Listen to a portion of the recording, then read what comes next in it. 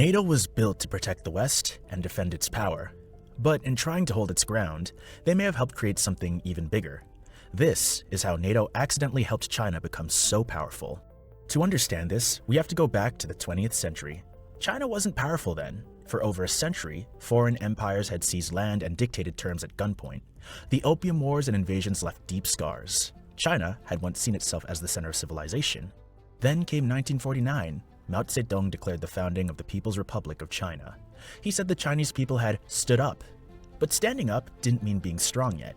China was poor, the industry was weak, technology was outdated.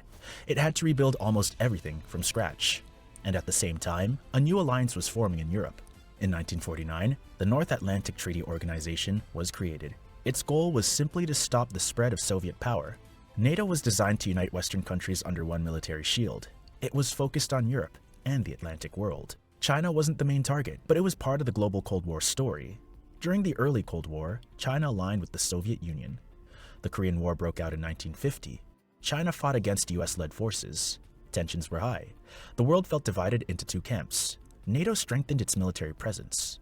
The United States expanded bases, alliances, and defense spending. As for China, this meant something important. China watched how Western powers organized themselves. They saw centralized military command. They saw advanced technology. They saw how industry supported war.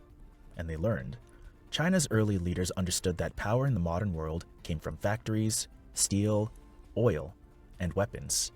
Not just culture or philosophy. Western alliances like NATO showed how coordinated states could project influence far beyond their borders. This was lesson number one. Modern power depends on industry. China tried to copy parts of the Soviet model first. It focused on heavy industry. It built steel plants. It invested in military production.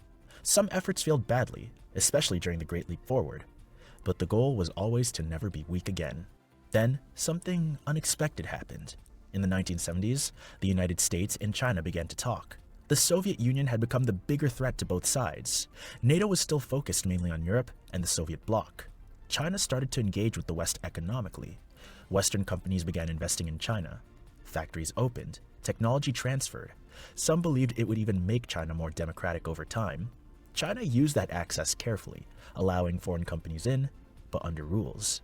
It learned from them and studied supply chains. It absorbed knowledge about engineering and global trade networks. Western markets welcomed China exports. Cheap manufacturing in China lowered costs for consumers in Europe and North America. And then, China became the world's factory. It invested in ports, railways, high-speed trains, power plants, educating millions of engineers. It accumulated foreign currency reserves. It modernized its navy and air force slowly and steadily. The West was busy fighting wars in the Middle East. China was building infrastructure at home. This wasn't planned by NATO, but it created space. When the United States and NATO allies spent trillions on overseas conflicts, China invested in economic growth. China watched and waited. By the 2010s, China had become the second largest economy in the world. It surpassed many NATO countries in manufacturing output. It launched ambitious projects like the Belt and Road Initiative. This plan aimed to build routes all across the world. Some of these projects reached into regions where NATO influence was limited. China offered loans and infrastructure instead of military alliances.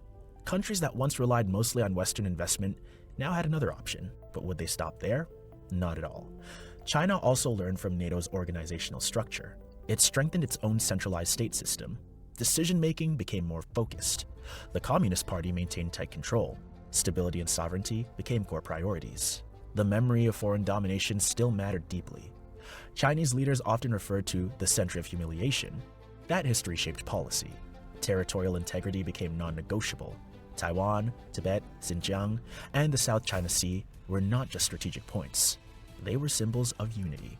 NATO's existence reinforced this mindset. From Beijing's perspective, Western alliances could encircle and pressure states. China wanted to make sure it could never be isolated that way. So they built economic ties across continents, invested in Africa, expanded trade in Latin America, and deepened partnerships in Southeast Asia. Instead of forming a military alliance like NATO, China built networks of economic dependence. Technology became another battlefield. NATO countries led in advanced research for decades, but China increased spending on science and development. When Western governments raised concerns about security risks in technology infrastructure, it reflected growing tension.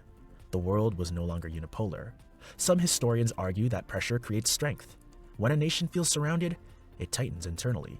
It makes itself stronger. That pattern can be seen in China's modern rise. NATO never intended to help China grow.